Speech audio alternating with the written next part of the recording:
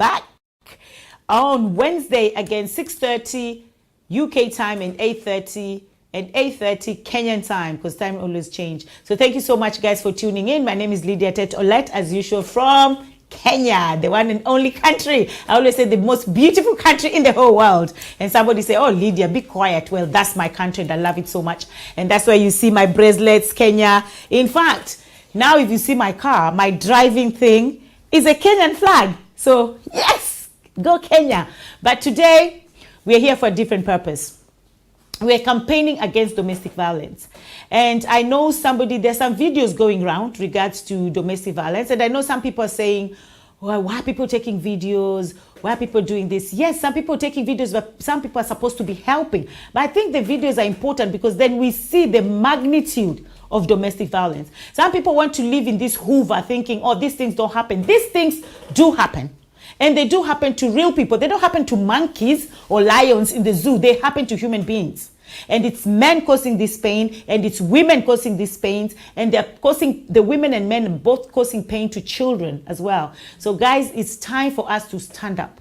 It's time for us to stand out and speak up against domestic violence, against child molestation. We need to stand up. We need to stand up and be the voice to the voiceless. And that's why this session of Stand Out, Speak Up every Wednesdays is about standing and fighting and speaking for the ones that can't speak for themselves. And today I have a very powerful woman. She's a producer, a big-time producer, the only woman in East Africa who represents us here in the UK when it comes to movies. Okay, so I'm going to let her come in and introduce herself. And she's also a survivor of domestic violence. And that's why I've had her here before. So this is the second time I'm actually having her talking about domestic violence. Because sometimes, like I said, I was telling one of my friends, if you have cancer and somebody who have never had cancer come to you and say, I understand. How do you understand? If somebody who has lost a child and somebody who haven't lost a child and come and say, understand. How do you understand? Or somebody has lost a parent. You cannot understand until you walk that walk. So that's why I'm always bringing guests who have walked that walk of domestic violence. So they know the pain. They know the challenges. They know how hard it is to, somebody can just tell you, just walk away. It's never easy to just walk away. It's not easy. But that's why we're here to now give you step and step. And when we're here as well, I want to say we are not campaigning for divorce. It's not about divorce, but it's about your safety. It's about your sanity, and it's about your children. Guys, we need to wake up. Being single is not a crime. Being single is not sin. It's not a sin to be single. It's not a crime to be single. It is okay to be single. So now I'm going to invite my guest, and she's going to introduce herself. She's in Zoom, so she's not here for me to give a high five. So yes, my producer, my East African producer. Introduce yourself, please.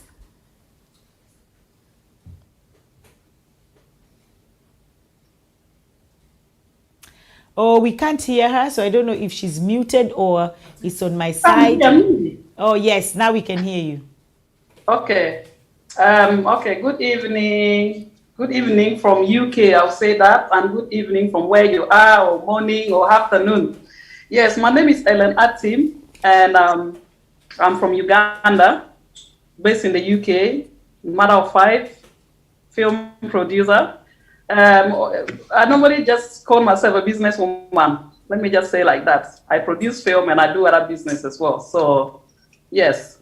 Thank you so much, Lydia, for inviting me here today. I don't know, I can't say I'm excited because, what do I say? I would say I'm excited because if we want to talk about domestic violence, it's not something that I have to be, like I should be crying or anything like that. So I'm excited to talk about this because, for the, how do I say it, social media and everything is, now there's nothing you can hide. Anything you do, whether it's in a bedroom or anywhere, it will always come out. And everybody will see it all over the world. So I'm happy to be here so that we can talk about it. Okay. Did you just say a mother of 5? Looking hot like that? A mother of 5? Well, you look so good for a mother of 5. I'm a mother of 3, and look at me, and look at you. You look so good for a mother of 5. And Oh, don't say that. yeah, sorry. Don't say that. Mother of 3, you look good as well. So yeah, so going back to you being a mother of 5 and a single mother. Are you a single mother? Would you see yourself as a single mother, or? I'm not a single mother because I have 4 boys and they are my husbands. That is it. That is it. That is why I asked you that question, because I want people out there to know that if you have your children, those children can be your husband, your wife, they can be your best friend, they're everything. Yeah. To you. So you don't need to look outside and say, oh, but I have children. I must. They always say, I must have a husband. I must have a wife. And you can't actually just stay with your children. So that's why I'm so proud of you, because I see the discipline with your children. And I know, especially us living in diaspora, sometimes our children can be just something else. But the discipline that you've installed in those children, and you being a mother, a single mother of 5, is not easy. But you had a journey. You had a journey. And your journey is something that, last time we were talking about it, we had tissues. I'm sure today we don't need them. We don't need them. We don't need them. We've healed. We've healed. But you know, so tell us, who are you? Where do you come from? How was your childhood? Tell us who Helen is really. Who is Helen? That's a good one. Who is Helen? Yes, okay. Who is Helen? Nobody asked me that question yet. Who is Helen? Helen is a very humble, always smiling, beautiful, strong, proud, from northern Uganda, African queen, you know. Yes. Yes. You know. I like that description. I love that description. I love it. So Tell us, how did you, so this is Helen, who is a little girl. Helen is growing up in northern Uganda, and Helen becomes of age, and then now Helen gets a man. So take us from there. What happened? Okay. I was born in northern Uganda. Although I was born already in the war zone, if anybody know about history of northern Uganda, we had a war of Lord Registered Army. So, you know, I don't know how to describe it. I grew up in the middle of war. So no schools. Sometimes you go to school 1 or 2 days, then you have to stay at home for 2-3 years, no school. Then you go again, then no school, and this and that. So all those things was complicated.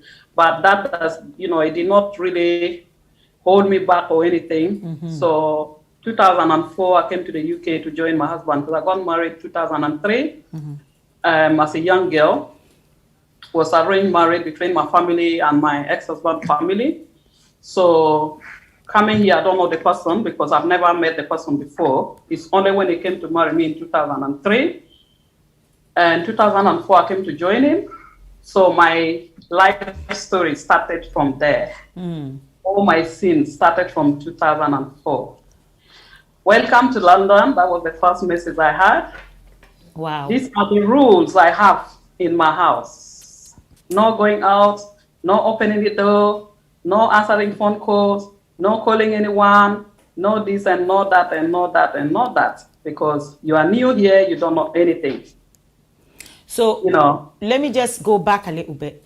You know these rules when you are given welcome to London, and this is the rules and this. Was it on the first day of you landing, or there was a little bit of honeymoon period? No, first day I landed. Whoa. It was the 23rd of October, 2004, so I remember. The first day I entered inside the house, it was in the night. I still remember everything. If I will mention this, we bought kebab. I don't know what kebab is. We bought kebab. That was that time, because we came very late. So we get to the house, and the first thing, that was the welcome message, welcome to London, A, B, C, D. Those were the rules. So they gave me the rule, this is this. No opening door, no this, no that, no that. Yeah, I had all those things, and I said, okay, that is what I do. And at that time, when someone is telling you were free in Uganda, I mean, in your country, you are free. And even though, yes, you were born when there was war, but you as a person, you are free to go and come in. So now you have a husband who is telling you, don't go, don't do this, don't do this. Did you find it weird? Did you find it like, wow, are these the rules of a wife? Or is this normal, or is it abnormal? Or did you just think, oh, okay, this is the norm? When he said those rules, it didn't really click on my head, because he used the word. After saying all those things, he used one word to cover everything. You are new in this country, so you don't know how everything works here. Okay, so fear, that was fear. Yeah. So I'm like, okay. Then after 1 week, 2 weeks, I started hearing stories of how people die in this country, how somebody killed their wife, how somebody did this, and they put the woman in the fridge, and they was throwing the body, like body part, like not every day, maybe once a week or so. So everything was in the freezer and this and that. I started hearing those stories. Yeah. And at the same time, I was not putting anything in my mind, because I don't know much about marriage or anything. I was just a little girl. I was a young girl. And the way I grew up, I didn't grow up like how do I say it, knowing much about relationship or so. Coming to him direct from my parent house. I was not a spoiled girl. I was not a spoiled child. You understand? So him saying all those things, I was like, okay. But after 2 years, I started to feel something, because me coming from Africa, for 2 years, I didn't talk to my parents. They don't know whether I've landed well. When we left home, they didn't know nothing, because they didn't hear anything from me. But I do remember I've written all the numbers of the people I could reach. That is my mom number, my dad, some of my uncle's number. Which those numbers were taken away from me, the papers. With my passport, everything was taken from the first day. So I don't have any numbers again on my head. So that was the reason why I did not contact my dad. So after that 2 years, I had my baby. I had my baby 2006. From that 2004, I had my baby 2006, my first baby. Yeah. I had my baby. So having that my baby, has really opened up a lot of things. Because I don't go anywhere. I don't go out. I'm always indoors. Every food is there for me 24/7. I can cook, because food is in the fridge anytime. Money as well, they put money on the table for me. So there's nothing that I was lacking. So let me take you back. Sorry. So shopping, he was the one doing shopping. So you are not allowed. Okay. He was the one. Yeah. It's only 1 or 2 times we went to the shop, if I remember, in 2 things. I will mention the name. 1 or 2 times in those 2 years. 1 or 2 times we went to the shop together. It was for me to go and buy what to wear, because I used to wear his own clothes. Like, he has given me things that I can wear: jeans, trousers, which is his own trousers and all that. I wear them. What? Yeah. So, so everything, like. That was the first time taking me in 2 years, taking me somewhere to go and buy. It was Primark. We went, bought my own jackets, bought my own few things. So everything started from there. In that 2006 that I had my baby, that's when everything started to kick in. Because after having the baby, like, why were you not registered with the GP? Those were the thing. And I didn't know what GP is anyway. So why is he telling you this? He was the one supposed to tell you to register with the GP, because you didn't know anything. I didn't know, but they were asking from the hospital. Oh, the hospital. Okay. All right. And that was from the hospital. So we didn't go much into details, but they requested me to start taking the baby to a place where you normally have to take the babies. When you have the baby? Yes, you have clinics, to take clinic, baby clinic. Yes. I had to take the baby there, and I'll go with him, so I can't talk much. There are certain questions they will ask, but I can't talk much. My English was a little bit this thing as well. Was not I couldn't speak English that good as well. So it was a little bit complicated. Okay, everything continued from there. And having my second child was again, I still have to go through the process, but this time around, I already have GP. And most of the time when I go to my GP, there's problem. They will notice something is wrong. Either I have a black, something, or maybe I'm having a black eye or thing like that. Okay, so Helen, you're rushing too much. You're rushing us too much. We want you to take us slowly. So people are listening. Slowly, okay. All this, you're saying that something was wrong. What was wrong? Was he physically beating you as well? As much of... Yes. Okay. Yes, of course. Because me having the second child, like everything is already... I started to reach out to my family already. In Africa, you understand? I was already in contact with my family. How did I get in contact with my family? My ex-husband brother went to Africa. And when he went to Africa, they were asking him how I'm doing. Yeah. Because, they haven't heard from me what is going on and this. And they requested him to give my contact. And he told them that, okay, give me your own contact. When I go back, I will surely make Helen talk to you guys. And when he came back as well, because I was cut off from them, they were not allowed to come to our house as well. These are his own brothers. And when I opened the door for them, that means I'm sleeping with them. Ooh. So I can't open the door for them. But this is his own family. This is his own family. Yeah, his own family, his own brothers, yeah. Okay. So I can't really open the door and all the sort of stuff. But that his brother came back from Africa. And one day, I came outside to put the bin, and I look, because he lived just opposite us. We live up, like 4th floor. He lived opposite, like on the ground floor, So I saw him standing outside. So I waved to him, So he waved back. So I went back inside. It didn't take 5 minutes. Someone was knocking at the door and it was him. So I looked and I panicked.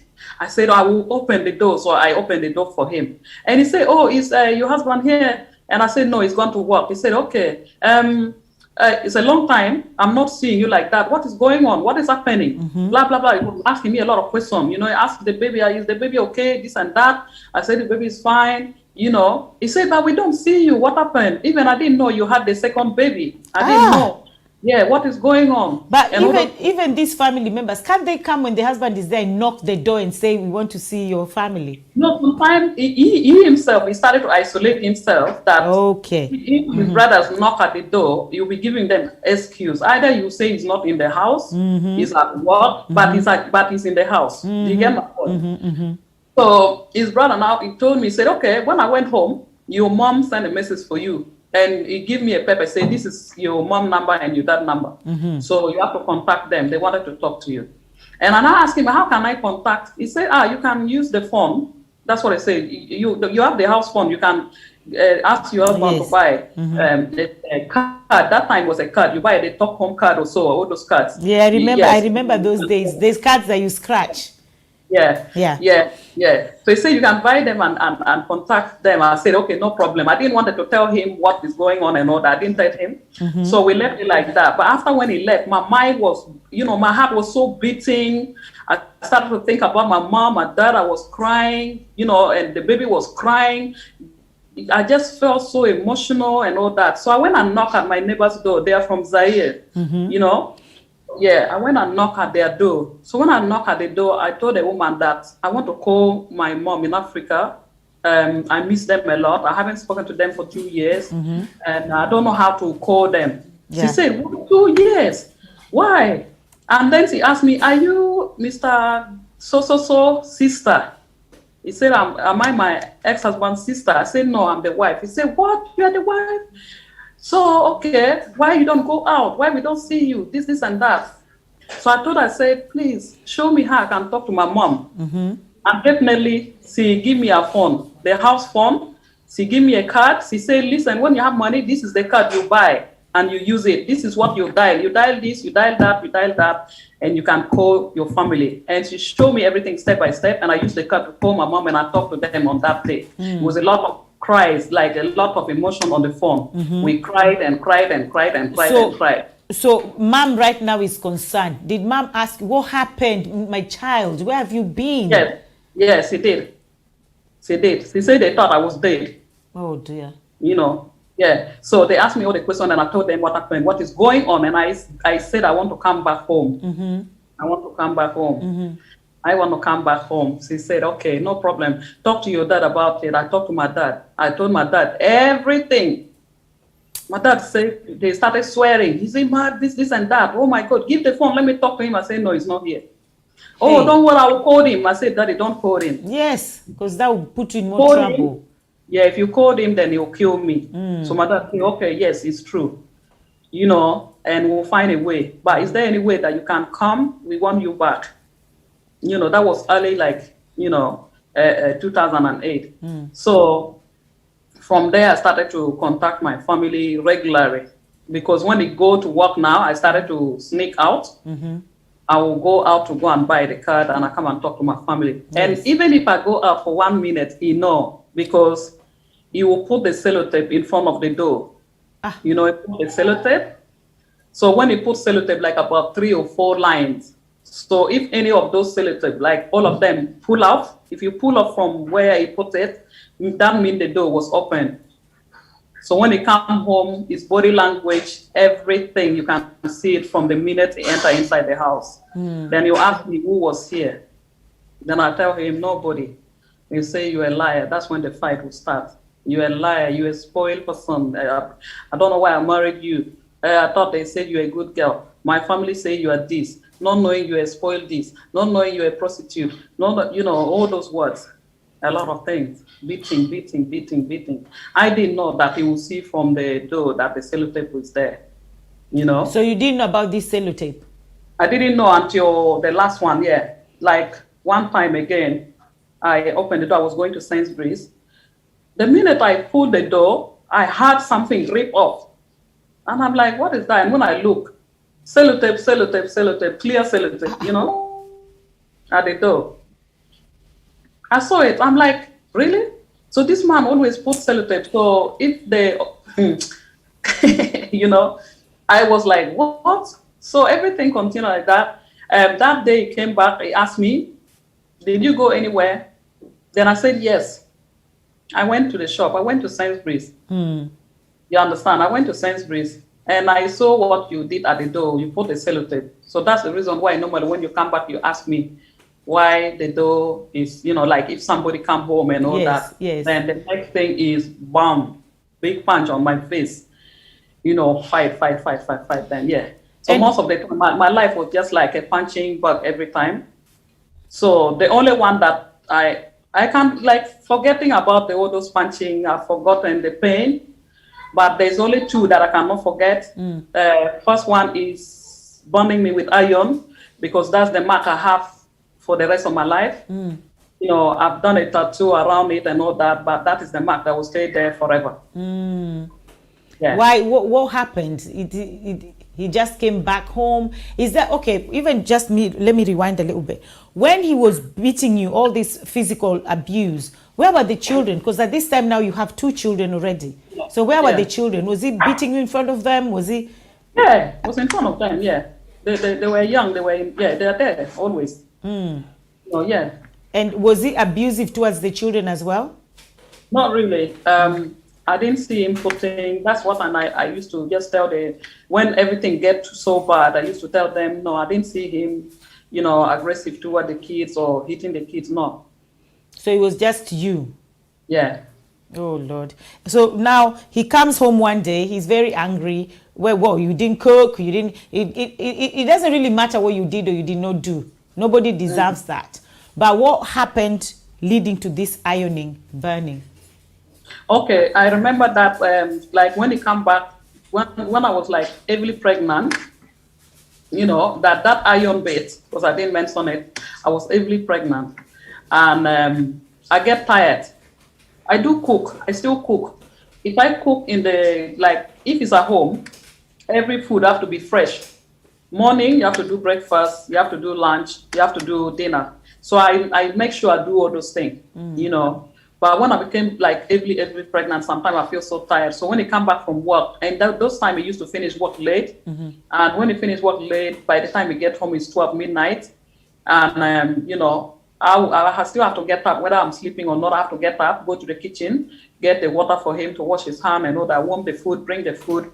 So you start asking me, oh, this food don't look like, you know, it doesn't taste like something that was just freshly made or something like that. So I don't want to eat it. Go to the kitchen and make me ABCD, you know. And at that time, you're heavily pregnant. Yeah, It's late so at night. Yes. So that day was a long thing because I said, I'm not going to do it. I said, I'm not going to do it. I'm tired. And I did ask him that I answer him with 2 words to say, I looked everywhere today. I didn't see where my passport is. I need my passport because I want to go back home. That was what I said. And he said, yeah, you want to go back home? Okay, I wasted my money, go home, marry you, bring you here. You know how much I spend? Do you know how much I spend? Okay, your father, they have to pay all my money before you can go anywhere. Remember, you have to stay here. The contract is you have to have 5 kids for me before you can do anything and this and that. Even the school I wanted to go, you know, you are supposed to have 5 kids first before you go to school and this and that and that. Well, hang on, was there a contract? Was there a contract? No, that is from his mouth. I don't know about any contract. That was from his mouth. You know? Yeah, I marry you, I do this. You know how much I spend, this and that. So if I tell you to do something, you have to do it. If I tell you to get up, you have to get up. If I tell you this, you have to do. You know, and I say, but I've been very good. Oh, who are you to say you are good? I'm the one supposed to say if you're good, if you have been good. You know, so I said, okay, I want my passport. Oh, do you even know what passport was before? You don't know what passport is. I made the passport for you. I did this, I did that. So we ended up like that. He didn't slap me, he didn't beat me. Well, I went to sleep. I went back to the bedroom to sleep. That's when I wake up with something, you know, hot on my leg. I jump. So so after all this argument, he let you go to bed. Yeah. And then he didn't say anything. But when you're asleep, he just came with hot iron and put it on your leg. Yeah. Yeah. Wow. Then if you talk, if you shout, if you scream, I'll put it on your face. So my face is very important for me. You already finished my leg, so leave my face for me. You know, that is what I told him. So I just went to the balcony, cried, because that's where sometimes I sleep there, sometimes I cried there, sometimes, you know. So I just cry. I put everything on my leg. Like, you know, Africa, when you come from Africa, we have our, anything like that, you will find what to put. I put sugar, I put this, I put that on my leg, everything. You know. Natural remedy. We are looking for a remedy. Yeah. So you didn't go, so all this violence that he was beating you, all this physical violence and everything, you never went to the hospital?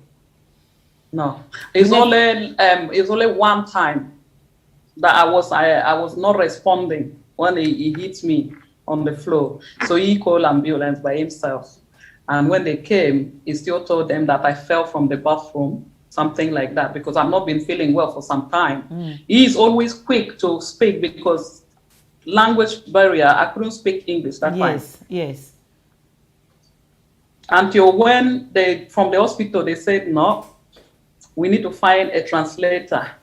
We need to find someone that can come and translate this. And, you know, I started going to the health center with the baby again, you know, because it was due with his immunization or something like that. That is when they brought somebody to come and speak to me. And the lady is from my side. It's from northern Uganda as well. So she speaks my language. So that was the lady I poured on my heart out to her. Yeah. Oh. So everything, so what I started to get involved within few days, this and that, the whole lot started to come out. I started to pour out everything that used to happen. I started to pour out my heart. He quickly booked tickets. He said, we are going to Uganda. When you now started talking to people and reporting all these things now, he now wants you to go back home. Yeah. Yeah, he said, he started being nice. Oh, let's go home so we can see family. Let's go at least now to see you have kids. Go and show the kids to the family. That was in 2008. Yeah. So he booked ticket, you know. In May, the social worker already, they were all involved coming to the house and all that, but they were trying to figure out, they don't want to do something that will make him maybe come and just kill me, because he used to use those words a lot. I can kill you and put you in a bag and this and that, you know, nobody will know. I'll put you in the freezer and I'll throw you one by one, because people have done it. Oh. So let me ask you now, before we go to Uganda, before this journey, all these things happening to you, did you not ever think, let me leave this man? This good for nothing, useless man, can I just leave him? Did it not occur to you that I can run away, I can escape, I can take my children? Did you just think, this is just normal, let me just sit here and endure this pain? Number one, it never came in my mind, because I'm in a nowhere. I'm in a I don't know. I'm in somebody else's country. I don't know anybody here. I don't have relative here. You know, I don't know much. So the only thing I keep preaching about is I want to go back. I want to go back. I want to go back. I want to go back. That was the only thing. I want to go back to Uganda. There was nothing more. You understand? There was nothing more. And when you were saying you wanted to go back to Uganda, in your mind, were you going back to Uganda just for a little breather and come back, or were you going back to Uganda like, you know, I'm done? I just wanted to go back to my parents, like I'm done with everything, because at the end of the day, it was not what I didn't know anything about it. But when they now told me you are married and this and that, you're going to join your husband and this, you know, yes, I did cry about it. But you know, in Africa now, of course, at the same time, my mom will be telling me, oh, don't worry, you'll be okay. You're going to London, this and that, you know, and all those sort of stuff. So it didn't really, me going back was just, I want to go out of this thing that I'm going through. Yes. And number one, I don't want no one to kill me. So, okay. Okay. Yeah. So now we are here now. Now we are journey to Uganda. Okay. So then what happens? Journey to Uganda was a good one. I think that was my breakthrough, because they didn't want me to go because social worker was already involved. So the social worker said, what if he's going to kill you, as he has been telling you already before? You know, what if he kill you? So I said, no. My family, everybody is going to be there to pick me from the airport. So they said to me, we need contacts. We need your dad's phone number. We need your mom's phone number. We need your uncle's phone number. Then I give them my dad, my mom, and all that. So they contacted them. They talked to them. They spoke to them. You know, they spoke to them, and they assured them that they will be at the airport to pick me. So it's not going to be a problem. You know, and that is when they came to me and said, okay, you'll be able to go, but we will monitor everything. So you going to Uganda, we know what time you're going to land, who is going to be there, who's picking you. You'll meet other people from there with the name so.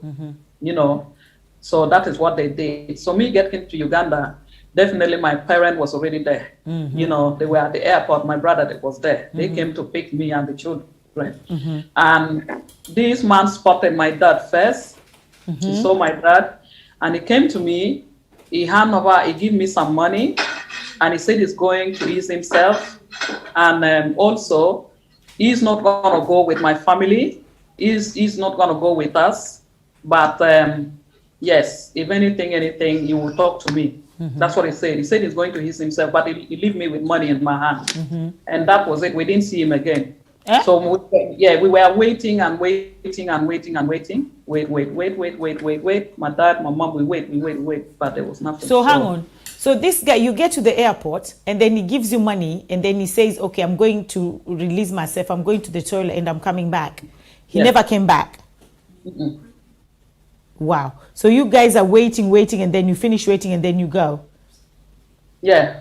Okay. Then we went to. Yeah. So who has the children at this time? It was after 3 hours. Then my dad said, "Let's go." So you have the children. I have the children. I went with the children. Yeah. Okay. And then what happened? I went with the children. So now we went to my side, northern Uganda. We stayed there. After we stayed for like 1 week, that's when I received a phone call. Oh, how are you as the kids? How is everybody? And this and that. Yeah, I've been very busy. You know, I didn't tell you my plan when we are coming here was for me to continue with the projects I've started to build a house. And, time goes so quick. So I wanted us to continue with the project. So I went straight to my village to continue with it. I hope everybody's fine. I'll call you dad and I'll talk to dad. That's what they said. So I told my dad, and my dad said, give me the phone number because you have to come and tell us what you have done wrong. And you are not going back. That was my dad. So now, let me tell you what happened now. When my family started talking to me about me not coming back, I started crying to them that no, I want to go back to the UK.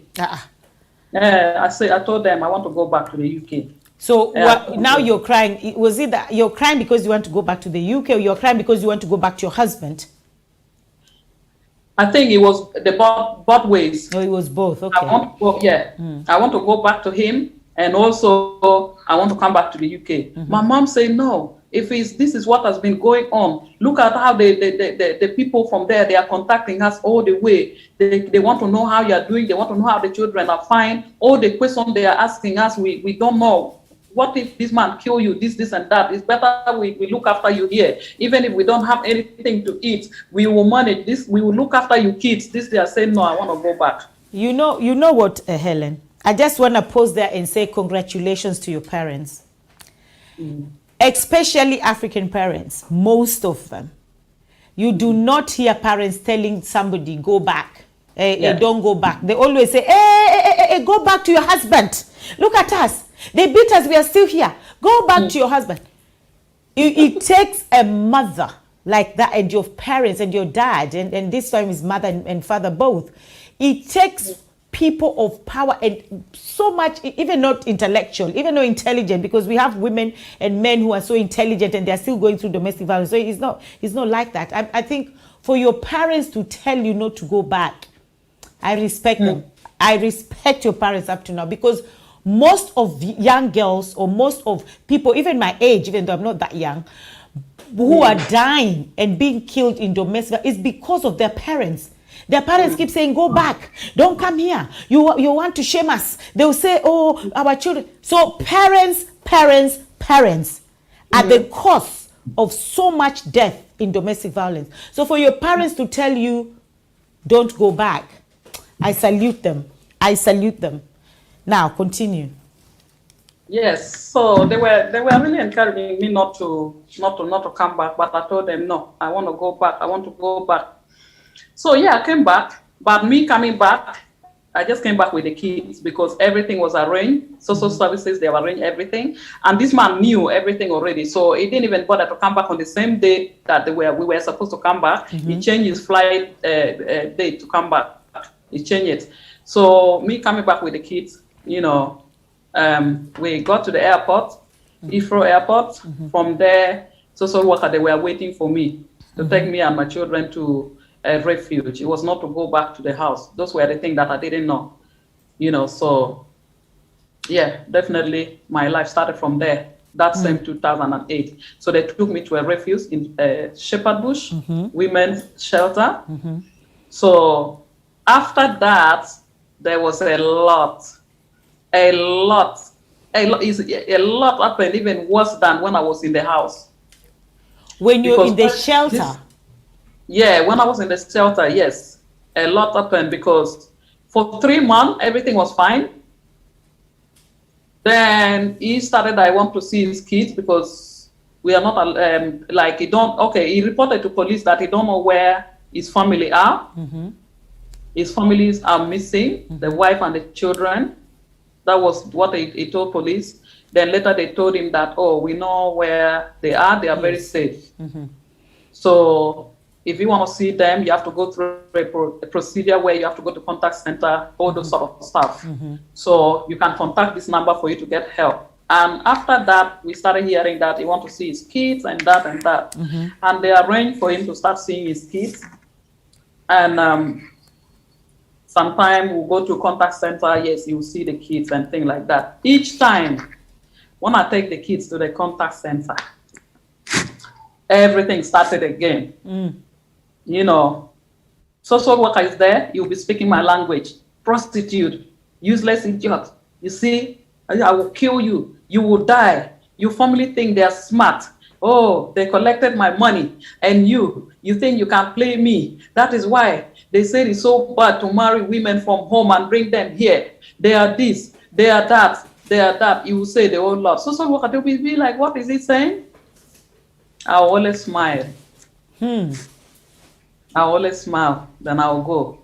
When they give me a place, they give me a house, a flat where I can live. When they said stalking, this man was always stalking me. Every movement I make. How did he know where you are? That is the thing. I didn't know. Wow. Because I did not give him. This man was stalking me from A to Z. Mm-hmm. And then it get to the point that one day I had the window. Wow, like the window was smashed. You know, then everything started from there again. Mm-hmm. Police will come, you know, they think police will come, you know, yes, why did he come here? He was not allowed to come here, and this and that and that. So how did he know your place? That was the first time. Exactly. Yeah, they'll ask you, how did he know? They'll think you're the one who told him. I'm the one giving the address, yes. You know, so everything started from there again. They have to move me again and this and that. So moving from there, you know, it has always been stories. One day I was walking on the road. I just met this man straight away there. Come and see, punch on my face on the road. I don't care. I don't mind. I will rot in jail, this and that. But I will make sure you are dead, this and that. You know, all sort of things. So it come to the point I was scared to even go out. It's a long thing. It's a lot of things. And trust me, if I said I should go on, I can go on and go on. But there's no need. The only thing I will say is with a domestic violence case. I will talk about abroad, or let's talk about UK. Before you talk about abroad and UK, I know that you said there were two things that he did that you can never forget, or you can never forget. Yeah, you can forgive, but you can never forget. Really, the first one was the iron one. What was the second one? Yeah. Okay, the second one is killing my confidence, because when somebody has really from the physical beating, you know, like beating you and also using words to kill all the confidence that you have. You are not beautiful, you are this, you are that, you know. You don't even look like a young girl. You don't look like a girl as they preach. And, you know, there's a lot of things. There's so many things. Yes. There's a lot of stories, because I remember this, I will still talk about that same 2008 to bring out this second thing, 2008, when I started working. Because I started to force myself. When I started to get contact as in me, talking on the phone, and the social services, I was getting connection and all that. Going to work in ASDA, I started working in ASDA part-time. I wanted to learn as well. I wanted to learn, meet other people and speak. Yes. You know, I started to work in ASDA in Clapham Junction. Me going to work, I will leave the house. This man is at home. He told me he's not going to look after the kids. So I have the neighbor. It was the neighbor that was helping me with my kids. So I'll go to work. I leave him sitting in the house. But by the time I get there, sometime I will see him. He's already there. Then, you know, I'll be like, I left this man in the house. How did he get here? Hey. Yeah. You start thinking you're married to a spirit. Yeah. All those things. I've thought of all those things. I'm telling you, I've thought of all those things. So, not only that, when I come back from work, take your clothes off, remove this. As I said, he has killed my confidence a lot of time. Why do you sorry, I'm doing this interview. My kids are in the sitting room now. You know, why are you take your underwear off? Why are you like this? You know, why are you smelling like somebody that they just finished rapping on the side of the road? You know, there's a lot of things. All those things. You are not beautiful. You are not this. You are not that. You are not that. You are not educated. You know, I don't even know why I married you. I don't know what was my mind. What was my mind telling me? The old me, educated man. I have this. I have that. I have that. I used to work in the bank, the whole bank of Uganda. I'm a big person. This and that. How can I lower myself to this standard of marrying this rubbish? You know, there's so many things, and I'm like, really? those things has really killed my confidence for many years. Like, I used to think I'm just a rubbish person, for real. I used to think that I'm not beautiful. I used to think like me going to school, when I started going back to school, because somebody has told me I'm not educated and all the sort of stuff, you know. So I have to go and learn at the same time. But with that confidence issue, you know, it's sometimes it still come in my mind as well. Although sometimes my daughter will correct me, Mommy, you are beautiful. Mom, you Yeah. are this. You know, because I'll be talking. You understand? So that confidence thing is a hard one to come back. And not only that, I've lost a lot of trust when it comes to men. Yes. I don't trust no one. Yes. Yeah, Yes. it's hard. It's very, very hard. I really hate Because these topics, but I have to do them because they make me so sad.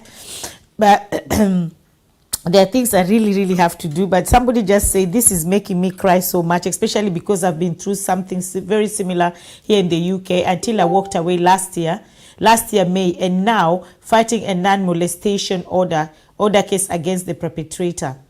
So somebody said, well done, sister, for walking away, say no to domestic violence. Someone said, what kind of mistreatment is this? Let me continue to be single. God, please heal the world. Yeah, so some people have commented here, but that is true. But, you know, sometimes they make you feel like being single is the worst thing in this world. And especially some men as well. They are the ones that actually abuse women who are single. So you feel like, I don't want to be single. I have to have a man, or I need to have a man. So, I mean, this domestic violence is something that we have to keep on creating awareness. We have to keep on talking about it, so that as somebody who is still in there, hears you or listens to you and say, wow, so she went through all this and she managed to come out. Me too, I can actually manage to come out. So your story is healing somebody else. Your story is touching somebody else out there. So you come back from Sainsbury's and the man tells you to take off your clothes. And then you just, so I'll say, because I know your children are there, but so I'll say it and you just respond, so they don't hear what you're saying, because it's not really. oh yeah, it's okay. Don't worry, it's okay. We can talk. Yeah. So so you take off your clothes and then he just looks at you, or does he rape you, or does he just look at you and just make you feel like you're a piece of meat? Oh, sorry, I can't hear you. Oh, sorry, it's okay. Yeah. Yeah, I can talk about it now. I'm in the living room alone now at the moment. Yes. Yeah. Coming back from work, take off your clothes. I'll take off my clothes. Why is your underwear wet?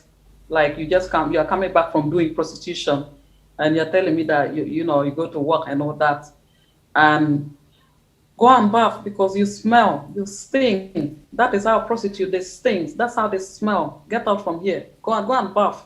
You know, I'll go in the shower and everything. After I finish from the shower, come back, then he'll sleep with me. Yeah. But he's just even contradicting himself, because he was there. Was he not there seeing you in Sainsbury's when you went to work? He was there. Yeah, of course. So now, how again are you now a prostitute? Yeah, maybe the day cannot make it. Maybe he didn't make it. Maybe he did not make it to see me there. So when he follows you at work, what does he do? Does he just stand there? Does he sit and wait for you to finish work? At 2 occasions that I saw him, either he's sitting down, just because by the Asda they have chair where people can sit out and things like that. So he'll just be sitting there. And I saw him twice, you know, and I'll be wondering, I just left this man. And there's another time I saw him under the bus as well. When I was in bus 37, going to Clapham Junction, and I saw him going inside the bus 35 that was in front of me. You know? Yeah, so by the time I got there, he was already there. So I'm like, I left this man in the house. So those things was happening regularly, you know? But the day I see him out like that, when I come back in the house, there's no problem. You will be in the house first and you'll be reading newspaper and he's watching TV. You know, we have no problem. You know, I'll just sit there. at the end of the day, when my money that they are paying me, I'm not getting it as well because I don't have bank account. So it was going to him, and he kept telling me, "Okay, I'll open your bank account. I'll open your bank account." So my money goes to him as well, and I have to ask him for money for bus pass again to go to work. And I worked for like 6 months, and I stopped. Wow. You know. So, okay, so we've reached here. So now we want to, because there's also a lady from Zimbabwe. There's a case that was on social media about this lady from Zimbabwe, and the husband came back at around 1 a.m. and she shot the man, and she's only 30 years old and the man is 39. So the man has lost his life, and the woman now, of course, she's going to go to prison. And somebody asked, you know, sometimes people say things that I don't understand where their brain is at. He said, somebody said, and this is a lady said, but who committed more? Who commits you? You never know. Maybe the woman had gone through so much, and that was her saying, "I've had enough," and killed the man. And I said, it doesn't matter, because now she's going to be judged because of her actions. So let's just say for argument's sake that the man used to beat her, and the man beat her, and that day she was like, "Okay, I've had enough," and take a gun and killed the man. So now who is going to pay for it? No, now you're going to prison, and the girl is only 30 years old. You might go to prison for 20 years or 30 years or who knows. So what advice can you give to somebody who is living through domestic violence?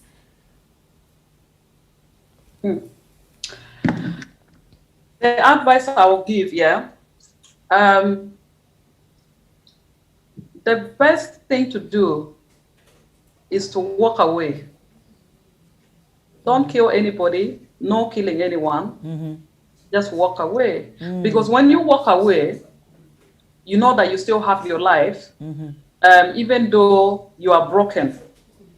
You know, there are certain things that no one can repair. You know, someone coming out from a domestic violence, there's something that nobody can repair. There's something inside, regardless of what is better. I feel like it's better than you being dead.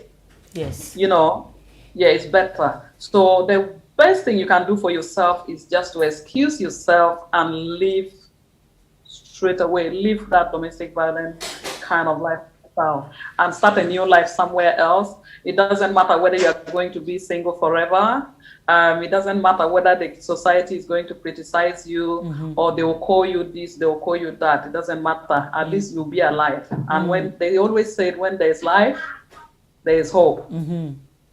So don't waste time. Don't stay. We are at this point where, you know, you cannot be suffering in silence. Back in the days, yes, people do. Because it was hard. You couldn't see everything on social media because how many people were on social media at that time? You know, at the time of our parents and all that, our grandparents, there was nothing like that. You can imagine what they went through. But now, definitely, you just have to walk away, to be honest. Walk away and start your life. So what was the point? Because what I always preach as well when we're doing this thing is take your power back. I always say that we've allowed, because we've taken our power and given it to somebody else, and we're allowing that person to toil around with our power. We're allowing that person to juggle our power the way they want and do whatever they want with it. But it reaches a point where we get to that crossroad and you're like, you know what? I am in this crossroad. I'm going to take my power back. So what was your crossroad that you got and you're like, you know what, this is it. I'm taking this power back and I'm leaving. Because you know, even leaving is not that easy. People leave and come back. People leave and come back. But there's a point where you get to that crossroad and you say, you know what, I'm taking my power back. So what was that point for you? Okay. That started when, I remember 2008. That's when I became, I started my journey. As I said, after 3 months, they give me a place of my own, a flat. Started living there with my 2 kids. Although I still have social services, they come and visit me and all that, support worker to follow up to know how we are doing, because we don't have family here. I was not having no family whatsoever. I don't even have friends, So I started to take back everything in 2009 because I know that I'm a mother of 2. Yes. I was having my 2 boys and I love them so much. So I sat down and I said, hang on, with these my 2 kids now, what is their future going to look like?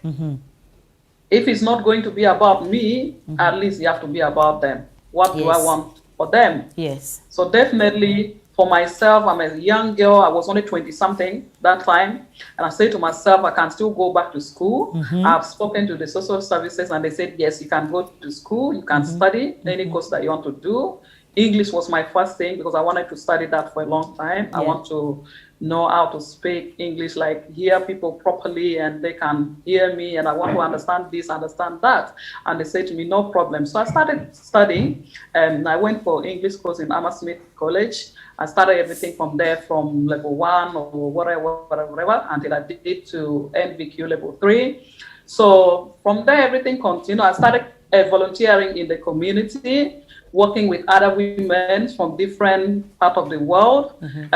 We all meet in a community center, and also we listen to each other because they were all single mothers, and they have a similar situation like me. And what changed everything, I've met 2 ladies that they are disabled. One was on a wheelchair, one used a stake. The one in the wheelchair told me her story. She nearly died. The ex-husband is the one that made her paralyzed like that. Wow.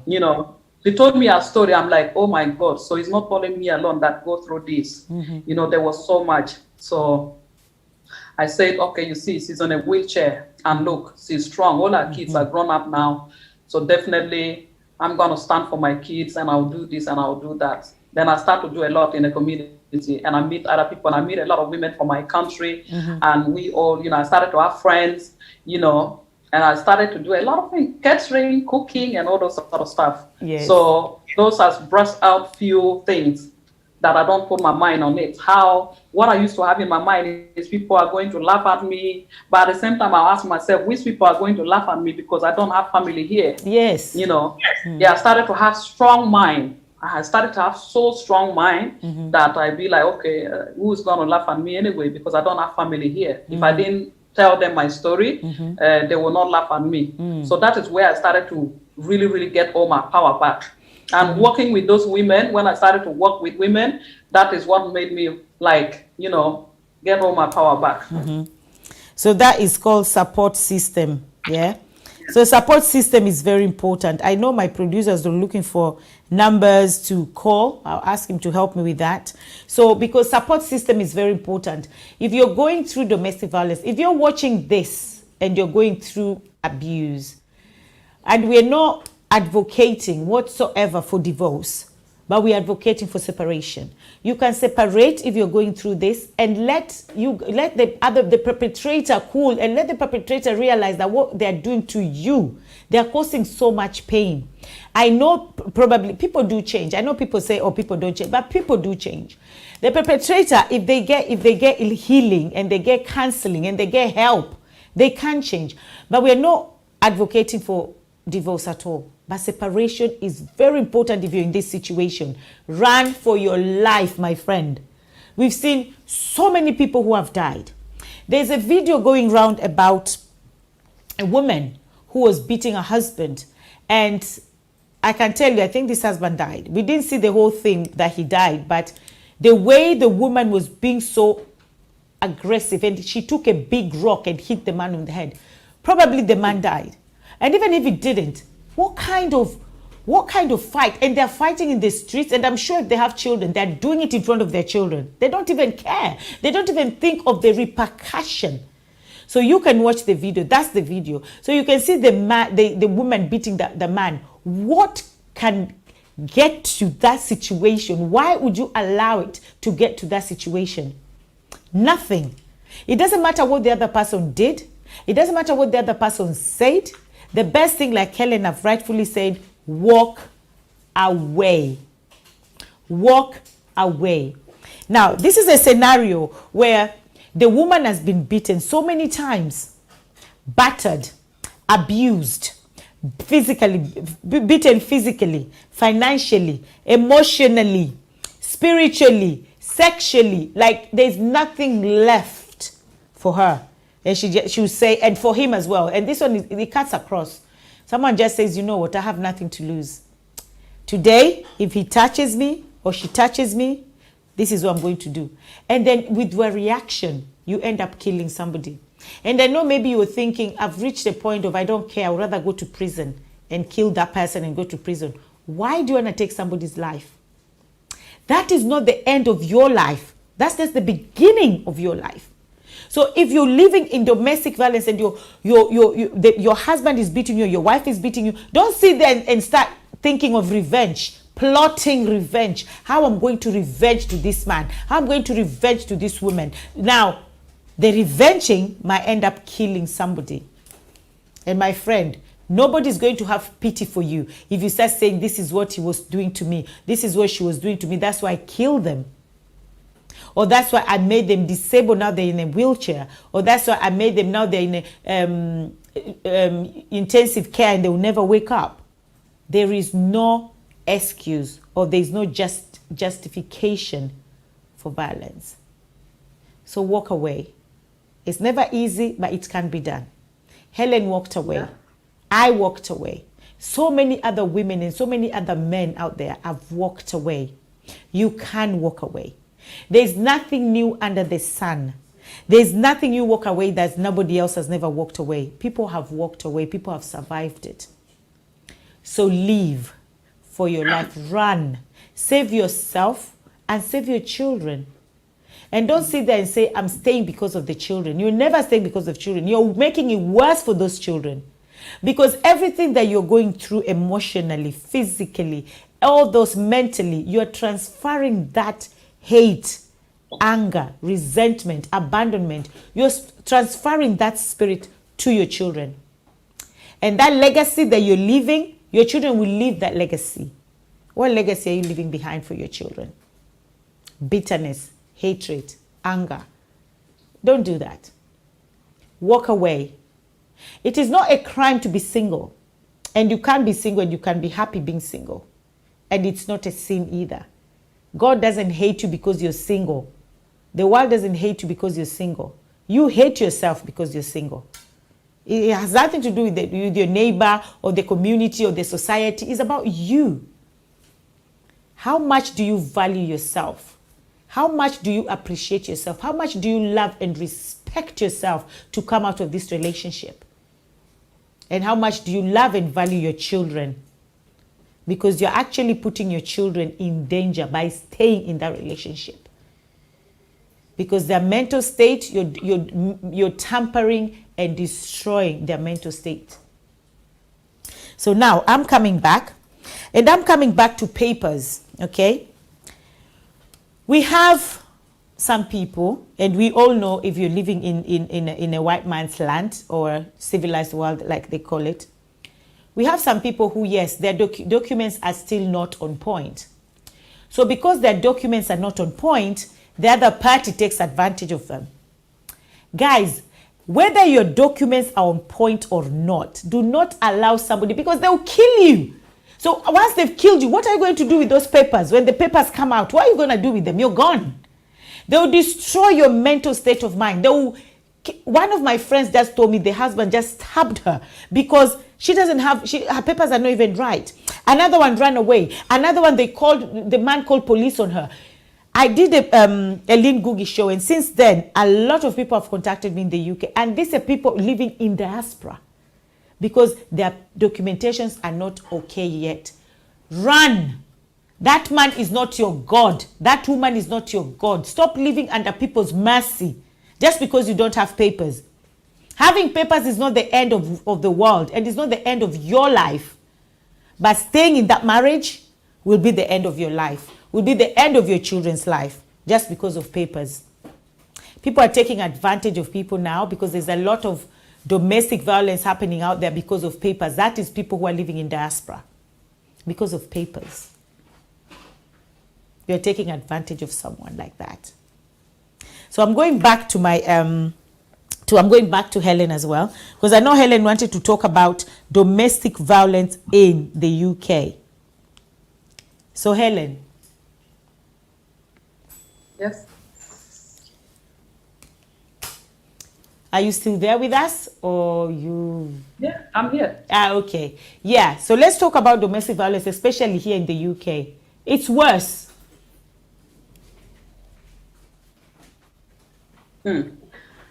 In the UK, I would say it's worse. I know when you tell people like that, they'll say, no, it's not, because you people you are living in a civilized world and this and that. You know, you have all the support and this and that. But no, in the UK, it's domestic violence. Let me tell you, it's a lot. And a lot of women die as well. Yes. Let's talk of during COVID last year and a year before. A lot of women died, not men. A lot of women died, and all kinds of domestic violence. You know, and it was on the news and everything. You get my point? So I would say it's worse because many people don't really come out. Number one, not everybody here have their family here. They don't have who they can confide on. Yes. And not only that, there are some negative messages that people get from those who they're supposed to get help from. When you talk about social services, there are some of our African people that they think social services mean they are coming to take your children. They don't look at any other thing else. It's all about, oh, once they get in your life, oh, your children are gone. That's what they know. So most African people, women, they will not like to go and report anything domestic violence. I would say but that's that not true. That's not true, is it? It's not true. It's not true. Yeah, because they're coming to help you. So they will They're rather coming to help you. Yeah. They're coming to help you. The only thing is they would like to know the history because they were not there. So they would like you to tell them what really happened. You know. So they will ask you question upon question upon question. If the time they're asking you feel offended, because some women, they feel offended as well. Social worker, when they're asking you, they are professional people. They want to know the both stories from both woman and, you know, because anything that is going to affect the children, you know, so they have to do their work as well. But for us now, we get offended. Social worker say, okay, no problem. We look like you're upset now. We'll come back next time. They will still, you know, try to help. It's just to help. It's not that. Yes. It's not that they're taking children. It's to help. But other women now, when social worker is involved and they hear like this, that is when they will start to play hide and seek as well. They will not now. Later, they will go back to social services and say everything is fine now. We have settled the case. Everything is fine. But they don't realize that actually makes it worse. That makes it worse because now, when you go back and say this happened, nobody's gonna believe you, because you come here today, you tell us it's green. Tomorrow you say no, it's not green, it's purple. Oh, you come back again. Oh, actually it's now white. Oh no, it's yellow. Nobody's gonna believe you. And the thing as well is, when the social services come into your life, and we're talking to people, especially people who are in diaspora, when social services come into your life to ask you for all these things that are happening, they're actually trying to see what angle are they going to come in, because they just don't want to come and say things that did not happen, because you can now turn around and say, that's not what I said. So that's why they'll have to come and they have to ask you questions, because they need to understand, how are they coming in? Where are they going to help? How are they going to help? So these people are not your enemies. They're actually there to help. So don't suffer in silence just because, oh, I don't want social services involved in my business. But yet, your children and yourself are suffering more than if social services was to get involved. So Helen, I know you're talking about these women who go back and say, oh, now everything is good. What do you think makes them go back and say that? Is it the perpetrator that pressures them go back and say that, or do they just think, oh? Yes, I will tell you the truth. When you are going through that, the person abusing you from inside the house, they know how do I call it? Manipulate you or Yes, gaslight you. yes. Gaslighting. Yeah. 1 minute, everything is okay. Smile, smile, smile, laugh, laugh, laugh. You are my wife. You are the only one. Nobody, this, and if you are not there, I don't know what will happen to me and my children. You are important to me. Just that I don't know what is going on. There's one or two things that I want us to change. You know. Then next time again, boom. Then, oh, I'm so sorry. Next time, I don't know why I wrote this thing. I will not repeat it again. You are the pillar of this house. You are this. They know how to, 1 minute, everything is fine. 1 minute. Oh, those social services. Because I know those social services, you see, especially African men is in Europe here, at the end of the day, when they have taken you away, they will go and dump you there. They will pay them. After they pay them, you are on your own. You have to start from somewhere again. So that's what they're telling you to put fear on you so you don't... Put fear. Yeah. That's to put fear. Is to put fear. But that's not how it works. So we should be open for a support system. You see? Open, yeah. Yeah, we have to be open. The support system really worked for you, Helen. So if you're out there and you're watching this, and I know somebody have said they've been through it, but they say they came out, which is good. So I pray they never go back. Because coming out and going back is the going back, but now makes it worse. Because now this person sees you as a traitor, right? When you walk out, there is no going back again, please.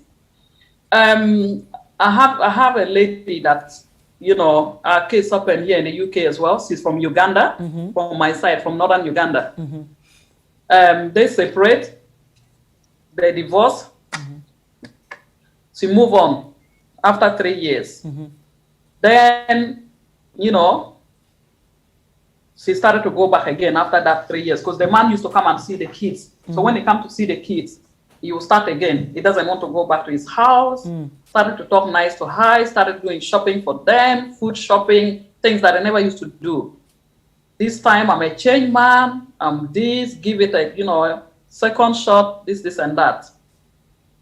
And people were telling this woman, no, don't, because you don't know why he's coming back. She did not listen. I won't say she did not listen because the man still have her. You understand? The man still has power. What they can tell her to get her back. Yeah. So they went back together. Then after a few months, they were not together again. Then the woman, they moved her to a different place. She started living in Shepherd Bush here. I'll give that example in West London. She now got somebody else and started, having a relationship, and she had a baby with that person. But the relationship didn't work out because the ex was always around disturbing. It was always around disturbing. So maybe the new partner couldn't take it and he walked away. So the woman was back on her own. She became so stressed. She still let her ex get back again. And the man killed her and killed the baby of that man. But they left his children because he had 2 children with the woman. Yeah, they left the children, and they killed the woman and the child that she had with other man. Then he walked to police station on his own in Shepherd Bush and said, "I've killed my ex. I've killed my ex." Whoa. Yeah. Hi. But what will it take? What will it take? What talk? What action? I don't even know. What will it take for people who are in DV to actually get out?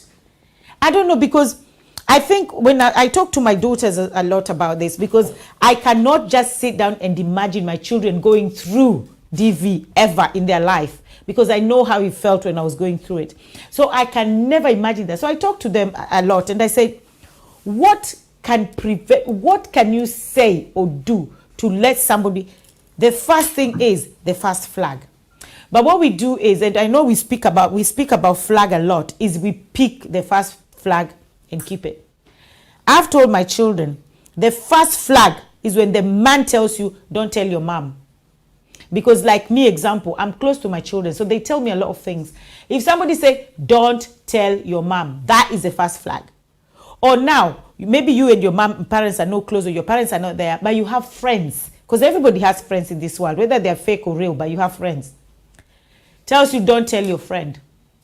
Why are you telling me don't tell my friends? That is the first flag.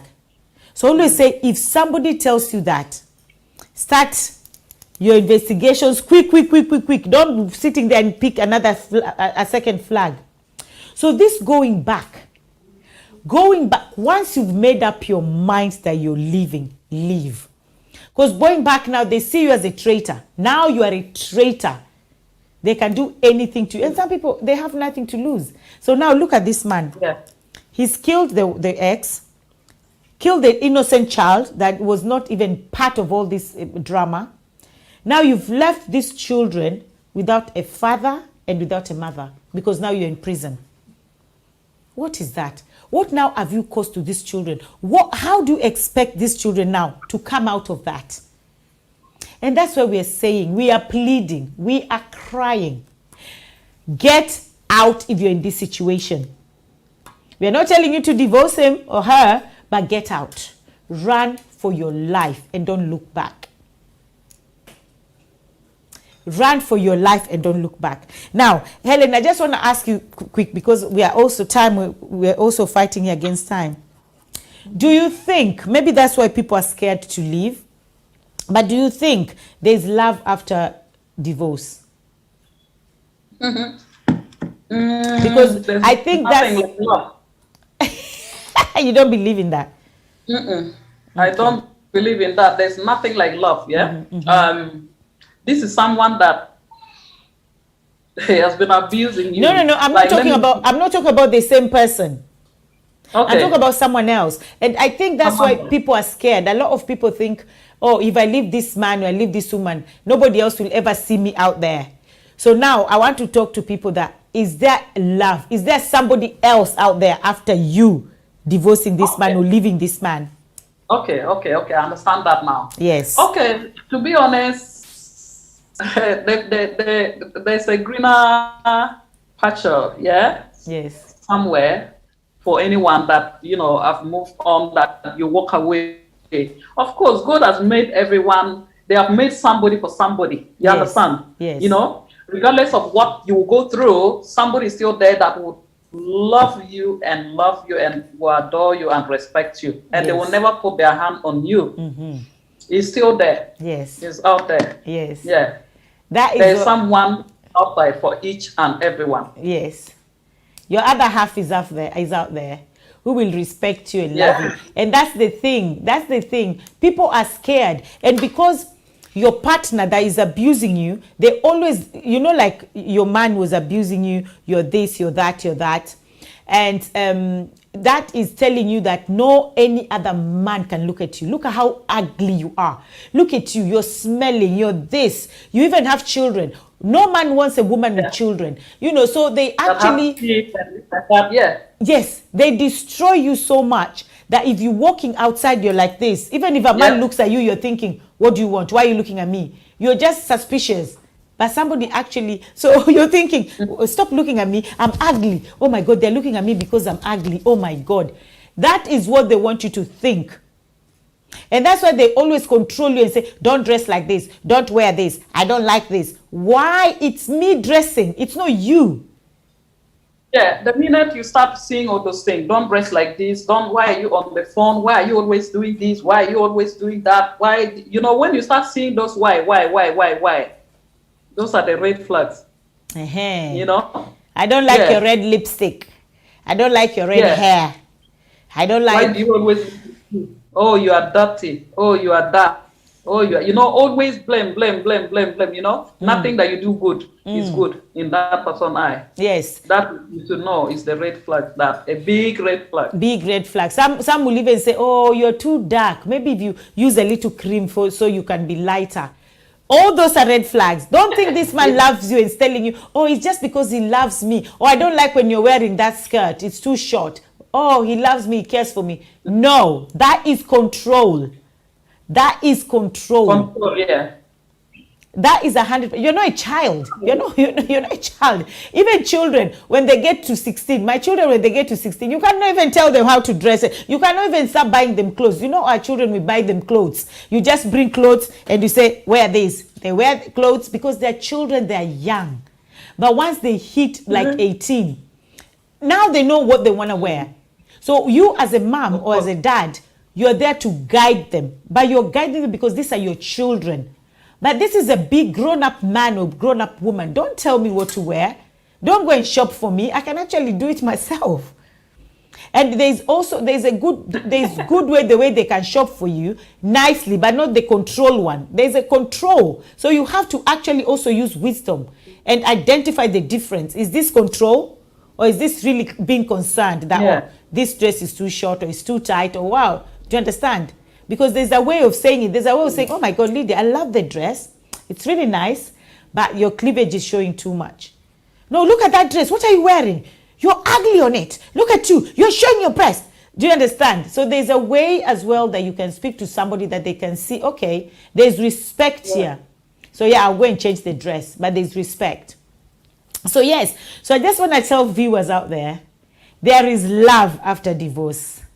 You heard Helen saying it as well. You will meet somebody who will love you, they will cherish you, they will respect you. You will, utashangaa. This one we say it in Swahili. Utashangaa, yeah, like you'll be shocked. Utashangaa, you'll be shocked. What was I doing with that idiot of a man or of a woman? What was I doing with that useless space of human being that was beating me and mentally and physically and financially and spiritually and sexually? All these things are abuse.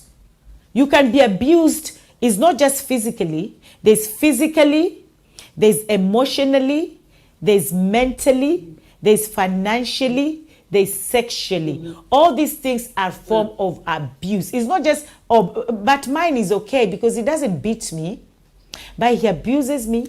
He takes my money. He comes home, sleeps with me anytime he wants. Even if I say no, is a forceful one. And all those are abuse, really bad. And mentally and emotional abuse is really, really bad because you know that everything starts from our mind. And if your mind, if your sanity has been tampered with, my friend, you're in for it. So watch out. Be vigilant. That word, I can't even say it. I was trying to say it today in the morning, but I couldn't say it. But watch out. Use wisdom. Stop picking red flags. And I'm telling you, mostly, you will get, there's love after divorce. There's love after separation. There is somebody out there for you who will love you, respect you, and cherish you like a queen or like a king that you are.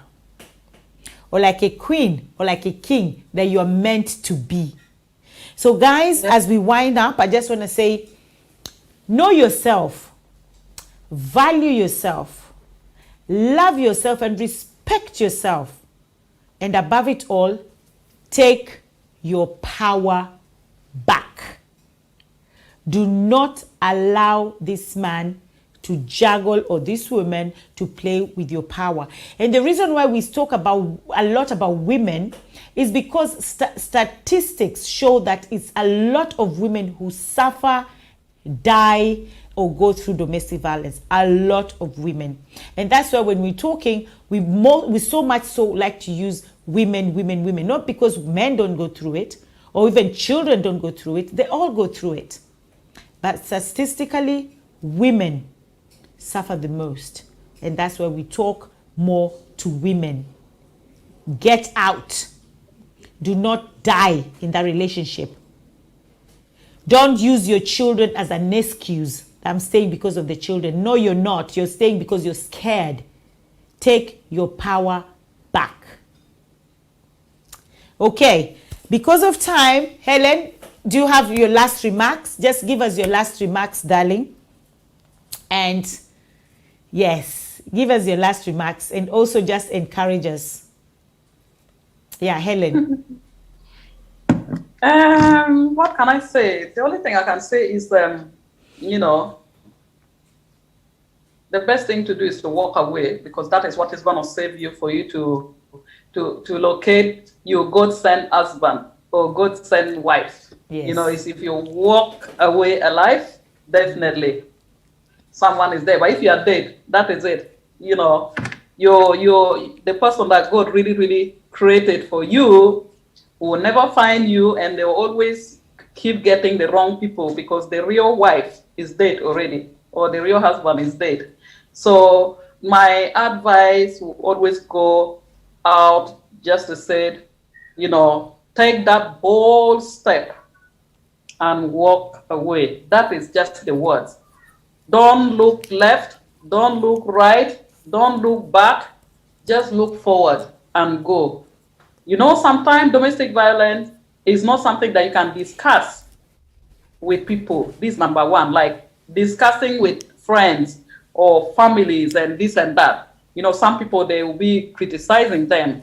But I will just tell you, you can always confide in you know, on someone, maybe somebody, somewhere. You can confide in that person while you are walking away as well, so that you will not be that lonely or so. But always walk away, regardless of whether you talk to your family member and they say no, but they are not there, they are not in your shoes, they are not wearing that shoes you are wearing. So walk away, okay, and be alive. Thank you. And for other people as well, that maybe for women that they like that one, the video we watched, you know, what happened? Secure the husband. So it's the same thing. Walk away. You know, don't kill somebody's son or somebody's daughter and be free, you know. Thank you. Yeah. Thank you. Thank you very much, Helen. Thank you so much. I like what you said. Take the bold step and walk away.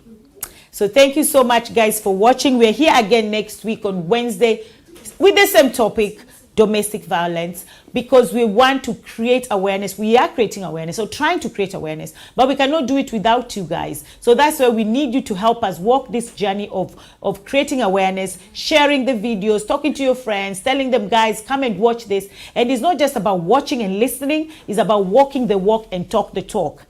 Take the bold step and walk away. And as we always say, stand out, speak up. And we're going to see you again next week on Wednesday, same time, 6:30 p.m. UK time and 8:30 p.m. Kenyan time. And don't forget,